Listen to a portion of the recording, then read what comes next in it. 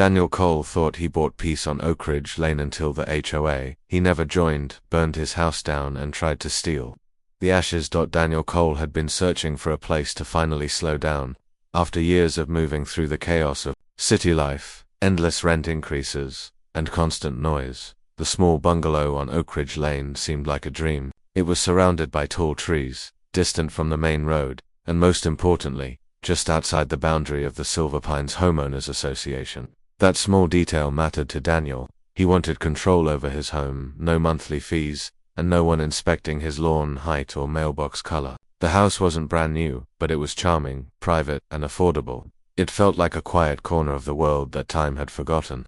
That was exactly what he needed. He settled in quickly, painting the fence himself, mowing the overgrown yard, and enjoying the silence. The neighbors were mostly unseen, though he occasionally spotted a few from the adjacent Silver Pines community walking their dogs or jogging in the mornings. It seemed peaceful, respectful. Then, a week after moving in, Daniel received a glossy welcome packet in the mail. It was addressed to him by name, complete with a warm letter from the Silver Pines HOA board and a booklet explaining the community's benefits, landscaping services, neighborhood watch programs, seasonal block parties, and a long list of appearance standards. At the bottom was a form inviting him to join voluntarily. Daniel found it odd. His property was clearly not within their development. He checked his purchase documents again, confirmed. He tossed the packet aside, assuming it was a simple mistake or a generic offer sent to homes nearby. 2 days later, another letter arrived, this time more formal in tone, and hand-delivered. It cited community cohesion and urged him again to become a member. This one included a breakdown of the annual dues and a warning about not. He threw it away, slightly irritated now. Over the next 2 weeks, the letters kept coming, some with friendly language, others not so much. One envelope even included a copy of a survey showing a proposed expansion of Silver Pines, with his property outlined in red. There was no indication it had passed, just a bold suggestion that joining early would help smooth future adjustments. Daniel knew he wasn't legally required to join and continued to ignore them, but the pressure didn't stop. One morning he walked outside to find a small plastic HOA sign stuck in the grass near his mailbox. It hadn't been there the night before. The sign read, "Proud member of Silver Pines HOA." He removed it, assuming it was a prank. But it didn't feel funny. Something about the way it was planted, centered, straight, official looking felt intentional. He began to wonder how they got his name in the first place. Had someone given it to them? Was this just part of their recruitment tactics? Days later, he noticed subtle changes happening around his home. His trash bin, which he always brought in on time, was dragged to the middle of the road. Sprinklers turned on by themselves, even though he hadn't set them yet. A landscaper arrived one morning claiming to have been hired to trim his hedges. Daniel never called anyone. The man shrugged and left when told it was a mistake. He tried brushing it off. Maybe it was a mix-up. Maybe they really did think he had joined. But something deeper began to bother him. The way his mail was now coming opened or torn. The way strangers occasionally stood across the street staring at his house before walking away. The way a car with no license plate sat idling for nearly an hour one afternoon across the road. Daniel began to feel less like a new homeowner and more like a target. What was supposed to be his peaceful escape was slowly starting to feel like a trap.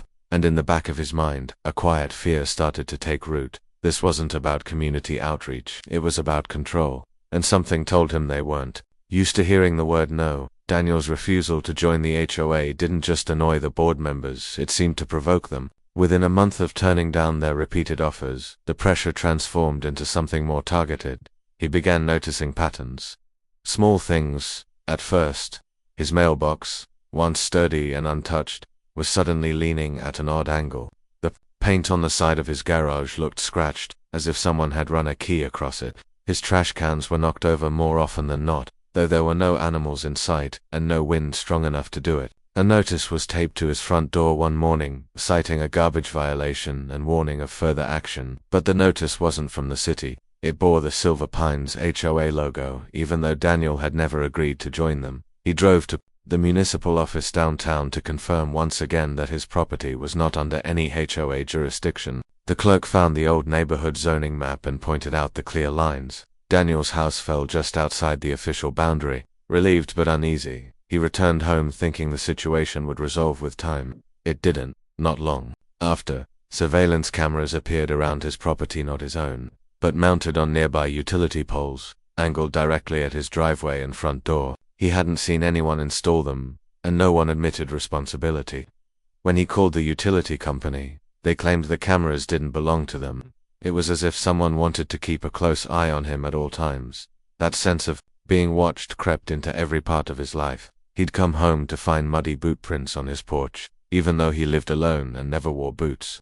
His motion sensor lights started malfunctioning, flickering off and on at random times. Throughout the night, one morning he discovered nails scattered across his driveway, placed deliberately under the path his tires would follow. That afternoon, he replaced all four. Daniel began documenting everything. He took pictures, kept logs, and installed his own hidden cameras around the perimeter. But whenever something happened, damaged property, strange noises, missing packages, the footage revealed nothing useful. Either the events occurred just out of frame, or the cameras were mysteriously turned off during those moments. It was as though someone knew where his lenses were pointed and how to avoid them. The letters kept coming, now typed and unsigned. One of them simply read, "You'll want to reconsider before it goes too far." Another claimed that refusing to participate in the HOA was a danger to community harmony. There was no return address, no contact number, just cold, impersonal language and veiled threats. When Daniel tried reaching out to other residents, he was met with cold shoulders and vague replies. Some claimed not to know what he was talking about. Others brushed it off, saying the HOA just wanted what was best for everyone. A few seemed genuinely nervous, as if they were afraid to say more. One neighbor, an older man who lived streets down, hinted at something unsettling. "They don't take no kindly around here," he whispered before closing his door. The atmosphere around his house changed. It wasn't just uncomfortable, it was hostile. His property stood out. Now, the only one on the block without the HOA's signature landscaping and standardized colors. It was like a blemish in their perfect design. And the more he resisted, the more aggressively the tactics escalated. Daniel started to feel like he was living on borrowed time. Something was brewing beneath the surface, and no matter how many photos he took or reports he filed, nothing seemed to stop it. His home was no longer a retreat. It had become a battleground, and he was standing alone against something far more coordinated than he had ever imagined. It happened on a Tuesday night, just after midnight. The sky was clear, the neighborhood silent. Daniel had fallen asleep on the couch after reviewing more footage from his security cameras, hoping to catch whoever had been sneaking onto his property. He'd installed the cameras out of desperation, placing them in spots he thought were unpredictable, inside birdhouses, tucked beneath gutters, hidden behind hedges. But he had yet to capture a clear face, just fleeting shadows and the occasional glimpse of movement. Still, he kept watching. Something about the way everything had escalated told him it was building toward something more serious. He just didn't expect it to happen so soon. The fire started fast and spread faster. One minute the house was still and quiet, and the next, flames were bursting through the kitchen window. Daniel awoke coughing, the room thick with smoke. The fire alarms were blaring, but they had gone off late to stop the fire from gaining ground. He stumbled outside barefoot, barely able to see through the smoke, and watched as his home, everything he had rebuilt and secured, burned violently in front of him. Neighbors came out of their homes and stood at a distance, silent, as fire crews arrived and battled the blaze. No one came to him, no one asked if he was okay, they just watched. It took hours to control the fire. By the time the sun rose, the house was a skeleton, charred beams, collapsed roof, blackened walls. The fire department's investigation began that morning. They walked through the ashes, took samples, and asked questions, but there were no clear answers. There were no signs of faulty wiring or appliances left on. The gas line was intact. When asked about possible enemies, Daniel hesitated. He explained the ongoing conflict with the HOA, the threats, the letters, the surveillance. The fire chief nodded politely but said nothing definitive. By the end of the day, the report was filed as undetermined origin. Daniel spent the next week sifting through what remained. His documents, clothes, personal items, almost everything had been destroyed. What hadn't been touched by flames was soaked and ruined by water. But as he picked through the rubble, something strange caught his attention. In the middle of the debris, right where his living room had been, was a burned fragment of paper, half crumpled but still legible. It was an HOA offer letter, the same one he had received weeks ago, the one asking him to sell. 2 days later, he received a manila envelope slipped beneath the caution tape surrounding the property. Inside was a typed offer from the Silver Pines HOA to purchase the lot. The letter expressed sympathy for his loss and stated that since the home was no longer habitable, the association was prepared to offer a fair price for redevelopment. The offer was insultingly low, less than half of what the land alone was worth. Daniel stood in the ashes of his home, letter in hand, and realized this wasn't a coincidence. It felt like a step in a carefully orchestrated plan. He refused the offer. He wasn't ready to give up what little he had left, but that decision came with its own consequences. The very next morning, a notice was posted at the edge of his property. It cited violations for failure to maintain the lot, weed overgrowth, and non-compliance with neighborhood aesthetic standards. The notice bore the HOA's insignia. It didn't matter that the house had burned down days ago. Daniel took photos, saved everything, and started to dig deeper. He filed formal complaints, contacted a lawyer, and called the city zoning department, but no one had answers. Records were vague, timelines unclear. Somehow, his property, once clearly outside the HOA boundary, was now caught in a legal gray area. Every document raised more questions than it answered. The fire had destroyed his home, but it hadn't ended the fight. It had only started a new one. Daniel wasn't going to let the fire be the end of his story. With what little strength he had left, he began piecing together everything: photos, letters, legal documents, camera footage, neighbor reports, and every odd incident since the day he moved in. He created a timeline, marked every strange occurrence, and backed everything up on multiple drives. Then he hired a private investigator. If the fire hadn't convinced the authorities something was wrong, maybe a deeper investigation would. The investigator, an ex-cop named Mark Delano, began digging into the Silver Pines HOA. What he found wasn't just unsettling, it was a pattern. Over the past 6 years, multiple homeowners on the border of the Silver Pines community had sold their properties under sudden or mysterious circumstances. One had experienced a kitchen explosion blamed on a stove that had never been used. Another had left town after a series of citations buried them in debt. One case eerily resembled Daniel's, an elderly widow whose house burned down after months of what she described as harassment. Each property, after the owner was pushed out, was acquired by the HOA or a shell company connected to its board members. Daniel took the findings to a lawyer, hoping to bring a civil case against the HOA for harassment and property interference. But as soon as the documents were submitted, roadblocks began to appear. The county office said his zoning records were under review. Permits for cleanup and rebuilding were stalled.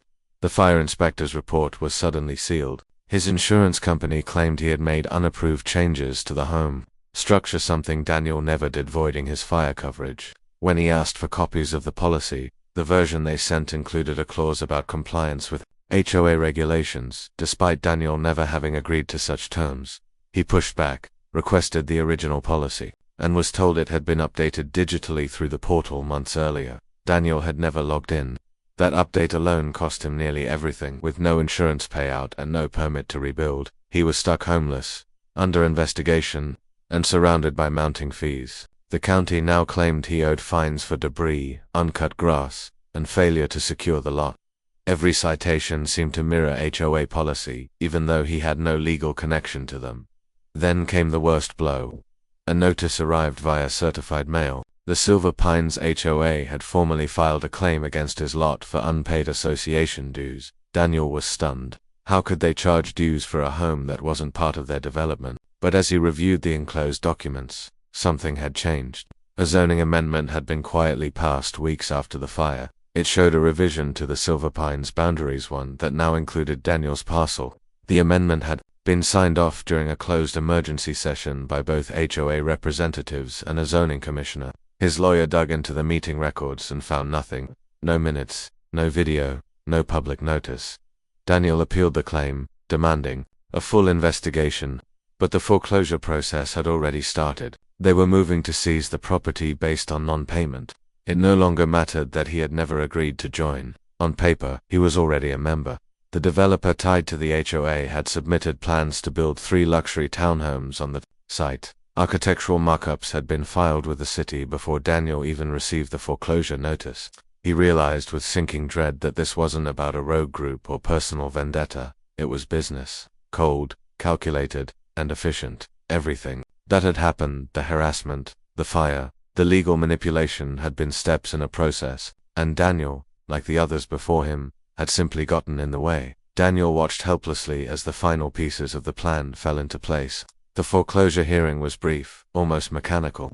His arguments, evidence, and protests were dismissed. With a practiced nod, the judge cited the updated zoning records, acknowledged the unpaid dues, and ruled in favor of the Silver Pines HOA. In under 20 minutes, the land that had once held his home was no longer his. It was gone.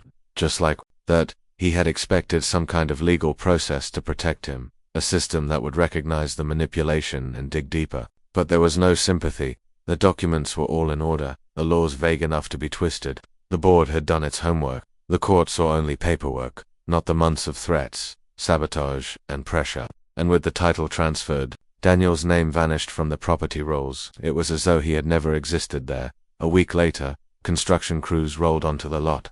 The burnt remains of his house were bulldozed into piles and carted away. By the following week, foundation work had begun. 3 narrow lots were carved out of the single property line. Surveyors arrived with branded gear. The HOA posted bright signage along the fence announcing new luxury townhomes, a Silver Pines expansion. Daniel, now living out of a cheap motel on the other side of town, drove past it one evening and saw children playing near where his bedroom had once stood. But not everything was forgotten. A neighbor, one of the few who had ever spoken to him kindly, reached out.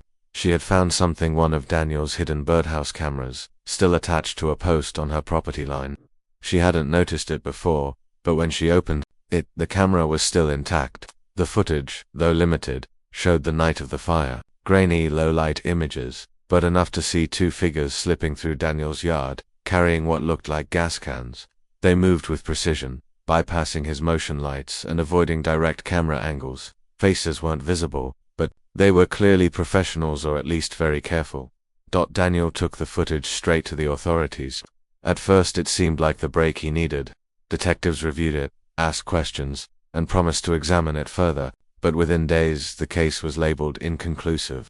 The video, they said, was too blurry to be useful. No identities could be confirmed, no charges filed. Shortly after, the footage disappeared from the digital drive Daniel had submitted. A request for a copy was met with a blank response. No such evidence found. There was nothing left to fight for. No house, no case, no justice. The story never made it to the news. No reporters followed up. No one asked questions. The HOA continued operating as usual, promoting its award-winning community standards and touting its rising property values. To the rest of the neighborhood, Daniel's story was just a rumor, if it was remembered at all. He left town shortly after, disappearing into a new life with only what he could carry. But he never stopped watching. Quietly, from a distance, he tracked the HOA's activities, monitored zoning changes, and flagged every unusual property transfer near their borders. What had happened to him wasn't an isolated incident. It was part of a pattern, and he knew, deep down, it would happen again. Only next time, he'd be ready.